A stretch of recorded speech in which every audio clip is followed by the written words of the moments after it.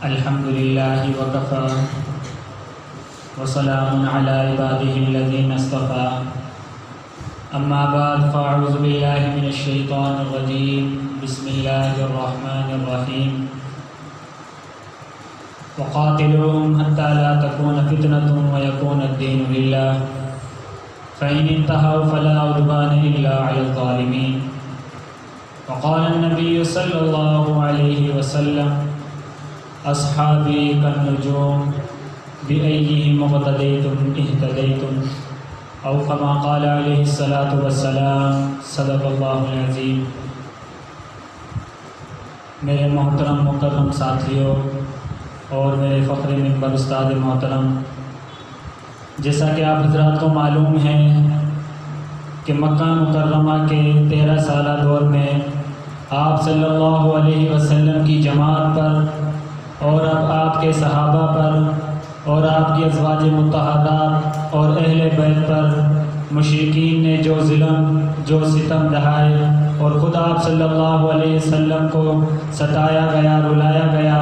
ظلم و تشدد اور بربریت کا نشانہ بنایا گیا کہ اس جیسی مثال دنیا آج تک پیش کرنے سے قاصر ہے۔ باوجود اس کے کہ صحابہ کرام شوق شہادت بھی رکھتے تھے، لڑنے کا جذبہ بھی رکھتے تھے، جرأت بھی رکھتے تھے، لیکن اللہ تعالیٰ کی طرف سے معاف کرنے کا اور درگزر کرنے کا حکم تھا۔ فاعفوا واصفحوا حتی یأتی اللہ بامرہ۔ اس لیے آپ صحابہ رضی اللہ تعالیٰ عنہم اجمعین مشرکین کا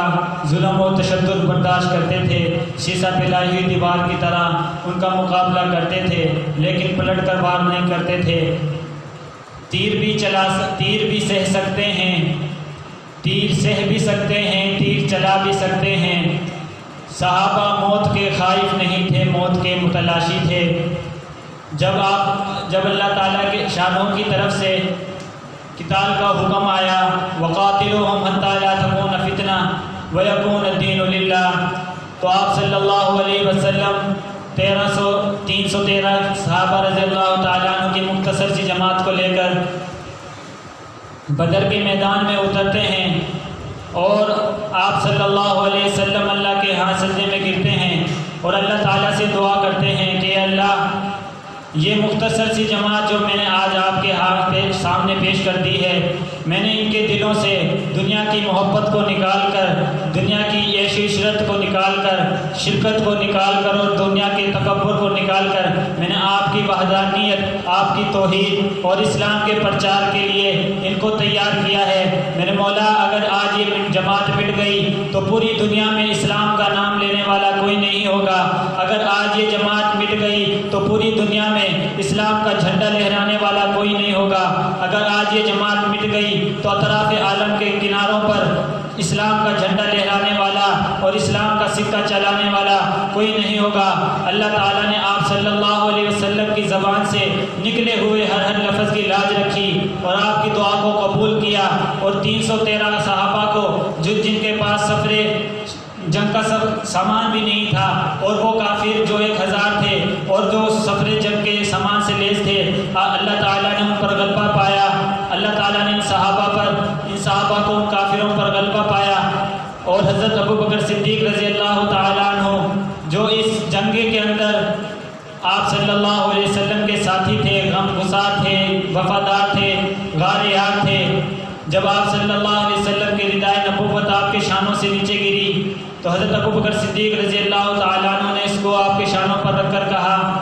کہ یہ نیچے گرنے کے قابل نہیں، یہ چومنے کے اور سینے لگانے کے قابل ہے،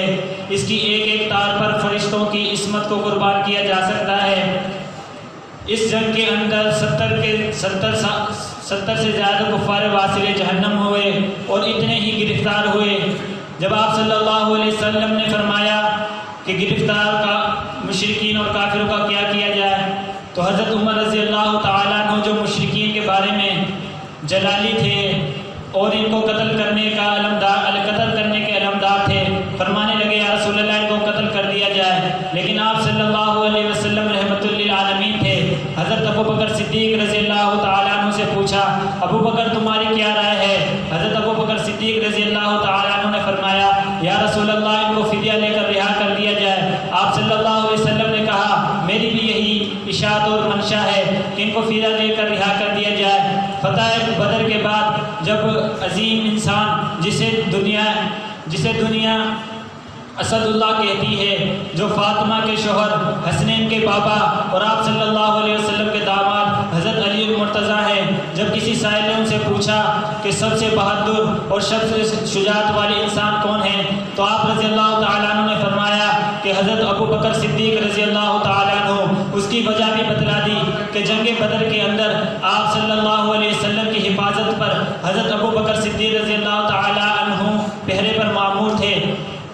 اور ان کی محبت صرف عرضی یا زبانی نہیں تھی، انہوں نے اپنا تن من دھن آپ صلی اللہ علیہ وسلم کے قدموں میں لٹا دیا تھا۔ حضرت ابو بکر کے لخت جگر حضرت عبد الرحمن جو اس بدر میں بھی مسلمان نہیں ہوئے تھے، جب اسلام لے آئے تو ایک مجلس کے اندر اپنے باپ سے کہنے لگے کہ بابا جان، جنگ بدر کے اندر آپ بارہا مرتبہ میری تلوار کے نیچے آئے، لیکن میں نے آپ کو باپ سمجھ کر چھوڑ دیا، قربان جاؤں ان کی عزت پر، ان کی عظمت پر، ان کی آپ صلی اللہ علیہ وسلم سے محبت پر۔ کہنے لگے بیٹا یاد رکھ، تو نے مجھے باپ سمجھ کر چھوڑ دیا تھا، لیکن ایک مرتبہ بھی تو میری تلوار کے نیچے آتا تو میں تجھے بیٹا سمجھ کر نہیں بلکہ محمد کا دشمن سمجھ کر قتل کر دیتا۔ اس موقع پر میدان میں تو کفار بھی آئے تھے اور میدان میں ایمان والے بھی آئے تھے، لیکن اللہ تعالیٰ کی مدد ایمان والوں کے ساتھ تھی۔ اسی کو شاعر کہتا ہے، پرواز ہے دونوں کی اسی ایک فضا میں، پرواز ہے دونوں کی اسی ایک فضا میں، کرکس کا جہاں اور ہے شاہی کا جہاں اور فتح بدر کے بعد جب فتح بدر کے بعد مشرکین اور کفار جب ذلیل و خوار اور ذلت کا سامنا کرنے کے بعد 1 سال کے بعد 15 شوال سن 3 ہجری میں دوبارہ بدر کے میدان احد کے میدان میں آتے ہیں، تو شروع میں مسلمانوں کو غلبہ ملتا ہے۔ جب کفار کو بھاگتے دیکھ کر ایمان والے اور مسلمان مال غنیمت کو حاصل کرنے کے لیے جاتے ہیں، تو کفار موقع کو غنیمت سمجھتے ہوئے ان پر پیچھے سے حملہ کر دیتے ہیں، جس کی وجہ سے 70 صحابہ شہید ہو جاتے ہیں، اور آپ صلی اللہ علیہ وسلم کا چہرہ مبارک بھی زخمی ہو جاتا ہے اور آپ کے دندان مبارک بھی شہید ہو جاتے ہیں۔ اس کفار کی طرف سے ابو سفیان جو کہ ان کی لشکر کی قیادت کر رہا تھا، افواہ یہ اٹھ چکی تھی کہ نعوذ باللہ ثم نعوذ باللہ آپ صلی اللہ علیہ وسلم شہید ہو چکے ہیں۔ انہوں نے آواز بلند کی، صحابہ آپ صلی اللہ علیہ وسلم کے ارد گرد جمع تھے، کیا تم میں محمد ہے؟ آپ صلی اللہ علیہ وسلم نے کچھ کہنے سے منع کیا، پھر انہوں نے کہا کیا تمہارے اندر صدیق ہے؟ پھر آپ صلی اللہ علیہ وسلم نے جوابی کچھ بات کہنے سے منع کیا، پھر اس نے تیسری مرتبہ کہا کیا تمہارے اندر عمر ہے؟ آپ صلی اللہ علیہ وسلم کچھ کہتے تو فوراً حضرت عمر رضی اللہ تعالیٰ عنہ کھڑے ہوئے اور جرأت سے للکار کر کہا الحمدللہ، محمد بھی زندہ ہے، ابو بکر بھی زندہ ہے اور عمر بھی زندہ ہے۔ کفار آج میں ان لوگوں کو اس بات سے آگاہ کرنا چاہتا ہوں کہ اس دور کے کافر بھی یہ سمجھتے تھے کہ نبی کے بعد صدیق کا مرتبہ ہے، اور نبی کے بعد صدیق کے بعد خلافت کا جو مرتبہ ہے وہ عمر کا ہے، لیکن آج ٹی وی کے شو پر بیٹھ کر ٹی وی اینکر آپ کو بڑے عالم دین کہنے والے اور ٹاک شو کرنے والے، کبھی آپ حضرت علی رضی اللہ تعالیٰ عنہ کو حضرت ابو بکر صدیق پر مقدم کر دیتے ہیں، کبھی حضرت عثمان کو حضرت عمر پر مقدم کر دیتے ہیں۔ اس وقت کا کافر بھی سمجھتا تھا کہ آپ صلی اللہ علیہ وسلم کے بعد خلافت کا جو رتبہ ہے وہ حضرت ابو بکر صدیق رضی اللہ تعالیٰ عنہ کا ہے۔